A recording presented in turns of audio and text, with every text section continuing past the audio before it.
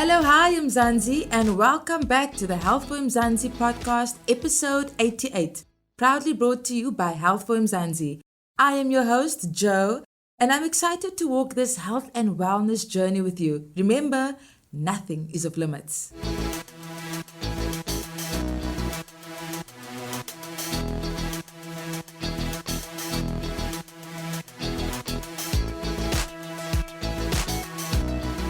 Today we are chatting on the topic of colorism.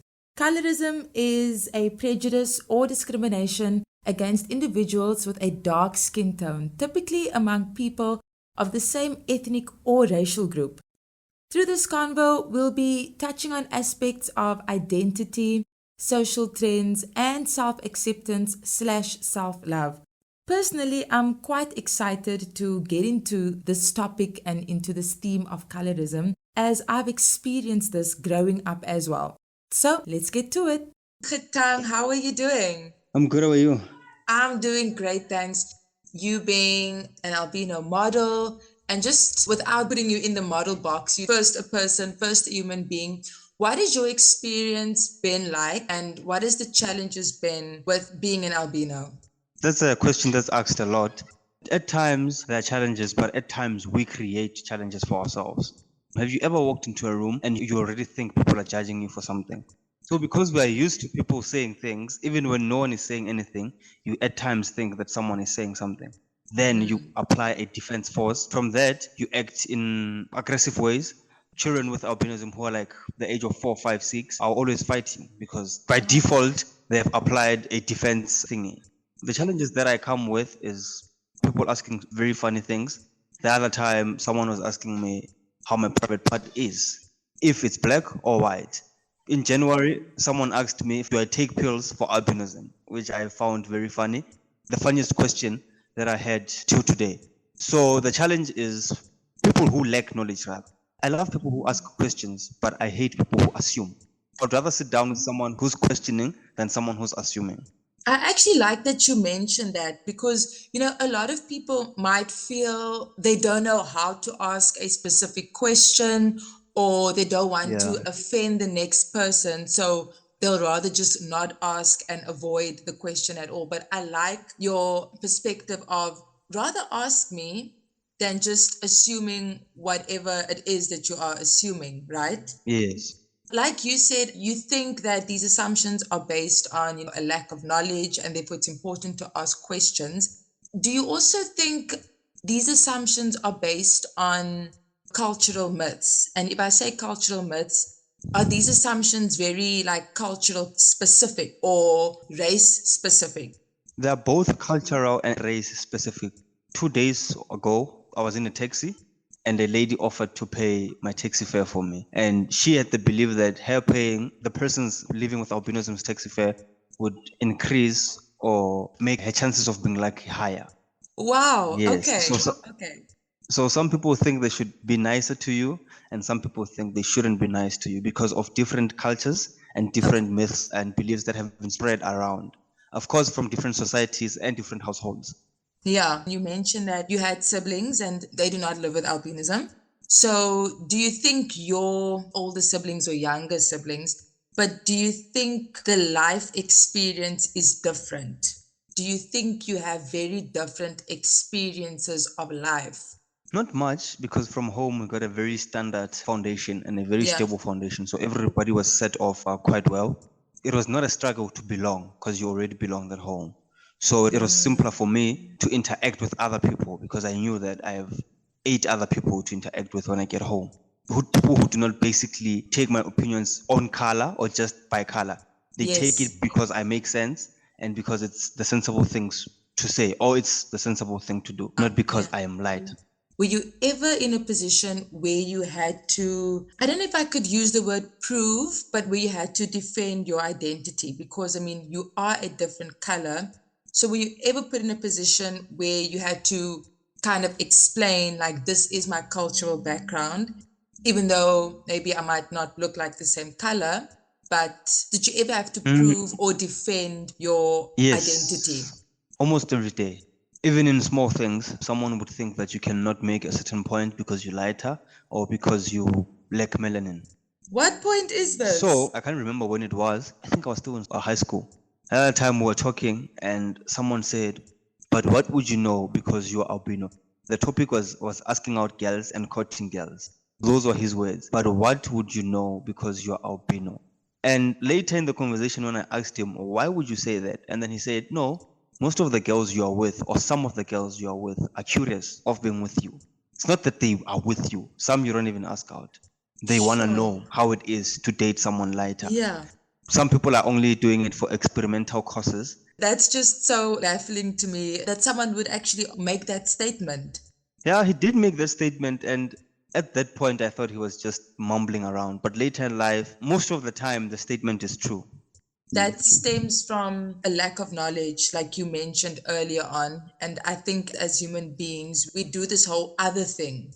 So anything that's not similar to us is other, and we treat it as such, which is obviously wrong. But I think that's where that statement was kind of rooted in. People would justify it with like, nah, what if you're eating chicken every day? It's always nice to eat lamb, as lamb the different thing, and think that justification makes it sound better or makes it worse. Only makes it worse. Khethang, has there been any health implications? Yes. Would you mind telling us about that? Health implications, yes. Everybody that's born with albinism is born with a lack of melanin. So in your eyes, you have melanin. By birth, everybody born with albinism has an eye problem, visual Okay. problem. Some is good and some is bad. Me, I can drive and I have a license through license department given properly. But some people cannot drive because their visuals are not good Yes. enough. Unfortunately, there's nothing we can do to change the eyesight. The only thing that makes it harder for people with albinism to see is light. So what I always do is wear shades to stay out of the sun as much as possible. There's not much that can be done to prevent it or improve it. It's just taking the necessary precautions. It can only be as bad as it is or as good as it is. It Okay. cannot get greater or worse. I think we've really zoomed in and focused on your experience, but just going on the wider discussion and topic of colorism that we actually experience in the world. But I want to zoom in on South Africa and just focus on South Africa. It was actually astonishing, Khethang, when I've just asked random people before this interview, like, what is your perception on colorism? What do you think about it? And first, a lot of people, they stop and they're like, what is that? And you have to explain what it is. And they're like, oh, okay, yes, I know exactly what you're talking about. It's just that prejudice or discrimination against people of a darker skin tone within the same racial ethnic group. So do you think that this phenomena or situation, do you think it's because of the messages that are being sent over, social media, like the social trends that we are always looking at? Or do you think that it is more deeply rooted? Is it something as a result of apartheid that we are experiencing now? Do you think colorism has its roots in that? We could partially say apartheid played a huge role in it, but it would be quite unfair to blame it on that, as it's been so long ago, and most of the people who take part in colorism were not even born. Take the trend that's going on currently. What do they call it? Light girl privilege. There's a light girl privilege that's going around, which did not exist many years ago. It's only existing now because of, I want to say millennials, but again, I don't want to say that because day by day, searching and looking for things and answers, right? It's easier to say a person of darker skin did something than to say a person of lighter skin did something. If I and someone who has darker skin were in a room and I still the tolerant, they'll blame the darker person. Sure. This is how it is, but it should not really be like that. It has nothing to do with color. What do you think can be done to oppose this thinking? I know we're not going to get it right in a day, but if there's anybody that's going to listen to this conversation and they've either been a victim of colorism or even a perpetrator, what would you say, what can we start doing today to kind of reverse this thinking, to reverse if something is stolen in a room, you're going to blame the dark-skinned person? Or just thinking automatically if someone is lighter, they are more beautiful? I think darker people, they shouldn't go through this, but unfortunately, it's one of the simplest solutions I have for this.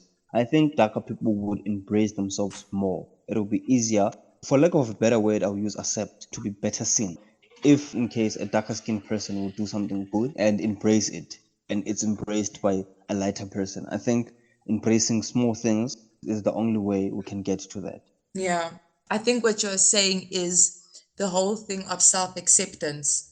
So, do you Yes, think once we accept who we are, even the perpetrators at the end of the day would be forced to accept darker skinned or blackness? there would be. It's very hard to bully someone who's confident. Mm-hmm. So just take it in case someone says you are black and your response is so what? Or Okay. you are black and then my response is you are white. So it makes it very difficult for you to victimize me or for me to become the victim in the whole situation.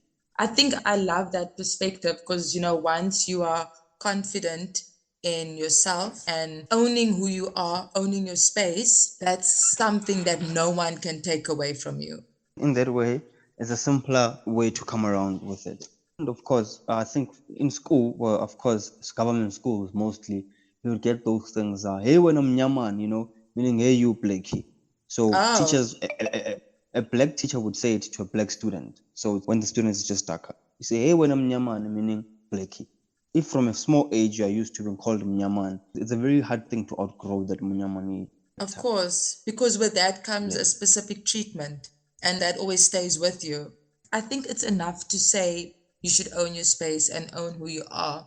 We should also just take a step back and think about the messaging. Like you just said now, what the teacher says. If we change the language we use and if we change the way we speak to certain groups, certain people, then the attitude will change and then the belief system will change. So I think that messaging also plays a big role. Is a bigger part of this. And people say communication is the best key. If people can practice better ways of communicating, things Okay. would be simpler. Thank you for joining this week's episode of the Health for Mzansi podcast. For more on our colorism chat, check out healthformzansi.co.za.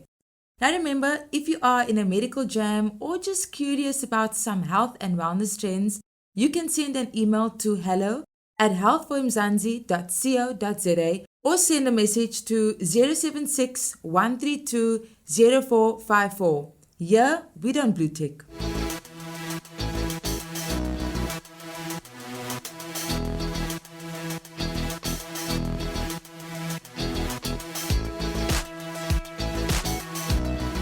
So there you have it, gals and guys. The lesson today is to strive for self-acceptance and self-love. We will never be perfect human beings.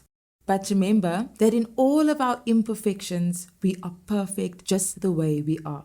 Till next time, keep well and stay healthy.